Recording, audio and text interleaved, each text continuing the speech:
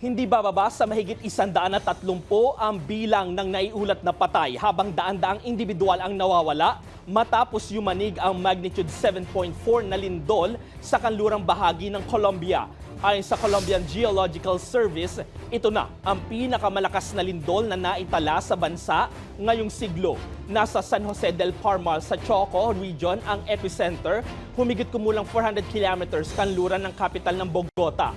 Matinding pinsala ang iniwan ng lindol sa Cali, Pereira, Quibdó at Manizales at naramdaman din ang pagyanig hanggang Ecuador at Panama. Patuloy ang search and rescue operations habang nagtutulungan ang mga responder at residente sa paghahanap ng mga natrap sa guho. Habang naitala rin ang mahigit 20 aftershock sa mga sumunod na oras. Nagdeklara naman ng National State of Emergency ang pamahalaan ng Colombia, habang nangako naman ng tulong ang United States at ilang bansa sa Latin America, Europe at Middle East para sa rescue at humanitarian operations.